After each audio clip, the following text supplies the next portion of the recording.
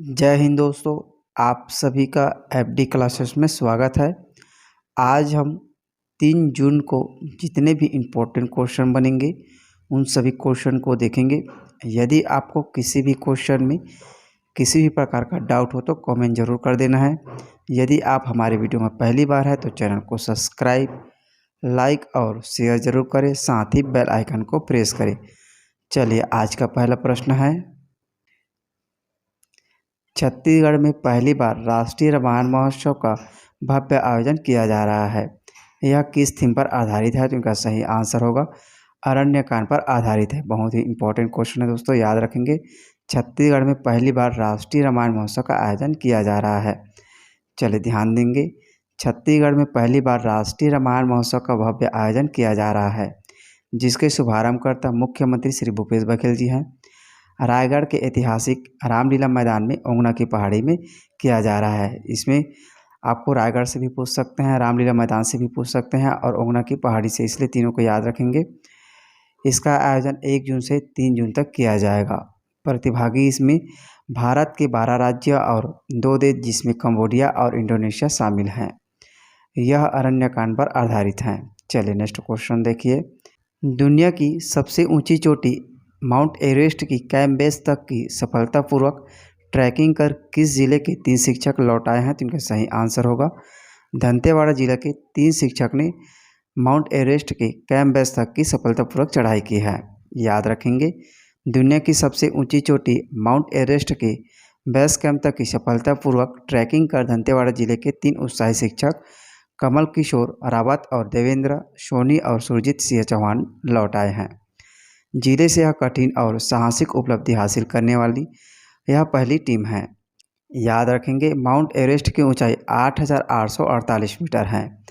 EBC यानी mount Everest base camp तक की, जिस तक लगभग 130 किलोमीटर लंबी चढ़ाई और कठिन पैदल ट्रैक के माध्यम से पहुंचा जाता है। ईबीसी वही जगह है जहां तक पहुंचकर पर्वतारोही आगे माउंट एवरेस्ट समिट की चढ़ाई प्रारंभ करते हैं।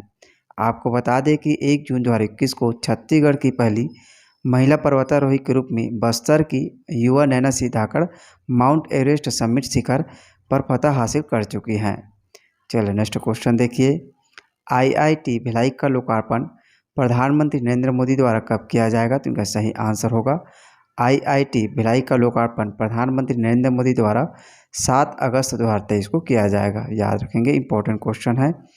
आईआईटी भिलाई का लोकार्पण करने के लिए प्रधानमंत्री नरेंद्र मोदी 7 अगस्त को भिलाई आएंगे। यह सूचना पीएमओ की ओर से आईआईटी को इस संबंध में सूचना दी गई है। चलिए नेक्स्ट क्वेश्चन, नकुल नार वार्षिक मेला महोत्सव कहाँ मनाया गया है? तो इनका सही आंसर होगा नकुल नार वार्षिक मेला महोत्सव दंतेवाड़ा में मनाया गया है। याद रखेंगे, इंपॉर्टेंट क्वेश्चन है।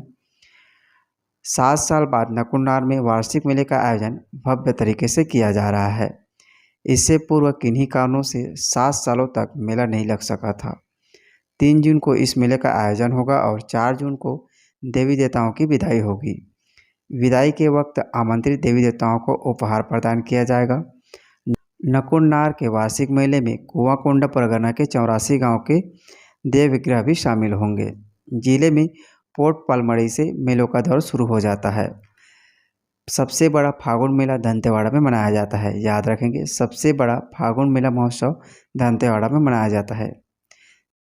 एनीमिया मुक्त भारत अभियान में छत्तीसगढ़ देश में कितने स्थान पर है? तो इनका सही आंसर होगा एनीमिया मुक्त भारत अभियान में छत्तीसगढ़ तीसरे स्थान पर है। बहुत इंपॉर्टेंट क्वेश्चन है दोस्तों, याद रखेंगे, क्योंकि देश में तीसरे स्थान पर हैं। चलिए ध्यान देंगे, एनीमिया मुक्त भारत अभियान के अंतर्गत बच्चों, किशोरों और गर्भवती तथा शिशुवती महिलाओं को IFA iron and folic acid supplementation उपलब्ध कराने में छत्तीसगढ़ देश में तीसरे स्थान पर है। याद रखेंगे, iron and folic acid supplementation उपलब्ध कराने में छत्तीसगढ़ तीसरे स्थान पर है। पूरे देश में छत्तीसगढ़ से केवल तेलंगाना और तमिलनाडु आगे हैं। इसमें याद रखेंगे, तेलंगाना पहले नंबर पर है, उसके बाद तमिलनाडु, इसके बाद छत्तीसगढ़ है। एनीमिया मुक्त भारत अभियान के तहत 6 माह से 19 वर्ष तक के बच्चों, किशोरों एवं किशोरियों को तथा गर्भवती व शिशुवती महिलाओं को IAF की खुराक दी जाती है। भारत सरकार द्वारा हर तिमाही एवं वार्षिक एनीमिया मुक्त भारत अभियान के अंतर्गत सभी राज्यों और केंद्र शासित प्रदेशों में IAF सर्टिफिकेशन का स्कोर कार्ड जारी किया जाता है। केंद्रीय स्वास्थ्य एवं परिवार कल्याण मंत्रालय द्वारा हाल ही में जारी वार्षिक एनीमिया मुक्त भारत स्कोर कार्ड में छत्तीसगढ़ पूरे देश में IFA सप्लीमेंटेशन में तीसरे स्थान पर रहा है। IFA सप्लीमेंटेशन में राज्य वर्ष 2021-22 में 8वें स्थान पर था। याद रखेंगे 2021-22 में 8वें स्थान पर है, इस बार तीसरे स्थान पर है। चलिए आगे देखेंगे। छत्तीसगढ़ में 6 माह से 59 वर्ष के 78.5% बच्चों को और 5 वर्ष से 9 वर्ष के 83.6% बच्चों को IFA सप्लीमेंटेशन दिया गया है। प्रदेश में इस दौरान 10 वर्ष से 19 वर्ष के 86.4% बच्चों व किशोरों को दिया गया है। 95% गर्भवती महिलाओं और 74.4% शिशुवती महिलाओं को IFA सप्लीमेंटेशन की खुराक दी गई है। इम्पॉर्टेंट रैंकिंग है, याद रखेंगे। इन सभी को मिलाकर छत्तीसगढ़ में IFA सप्लीमेंटेशन का ओवरऑल स्कोर 83.6% है। याद रखेंगे ओवरऑल 83.6% है। चलिए नेक्स्ट क्वेश्चन देखिए। Education world autonomous college ranking में छत्तीसगढ़ के कितने कॉलेज टॉप 100 में जगह बनाई है? तो इनका सही आंसर होगा टॉप 100 में 6 कॉलेज ने जगह बनाई है। याद रखेंगे education world autonomous college ranking में टॉप 100 में छत्तीसगढ़ के 6 कॉलेज ने जगह बनाई हैं। चलिए ध्यान देंगे। Education world autonomous college ranking 2023-24 में छत्तीसगढ़ के 6 कॉलेज को टॉप 100 में जगह मिली है।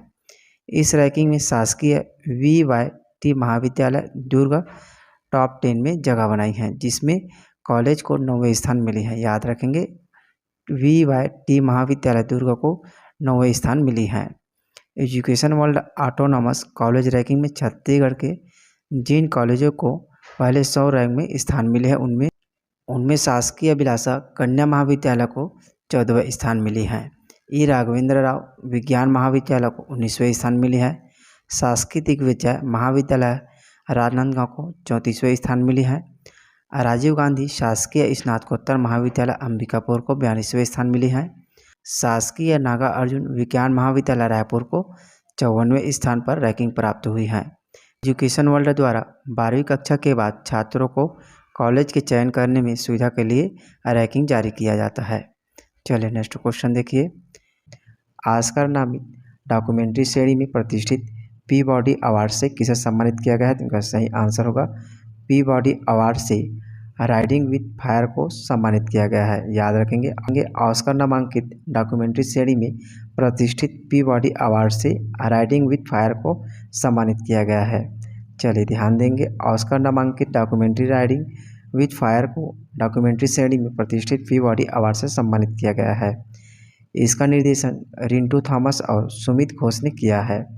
यह डॉक्यूमेंट्री भारत में एकमात्र महिला नेतृत्व वाली समाचार पत्र खबर लहरिया के इर्द गिर्द घूमती है और यह कैसे डिजिटल पत्रकारिता में परिवर्तित हो जाती है।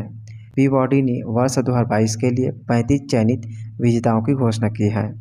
चलिए नेक्स्ट क्वेश्चन देखिए।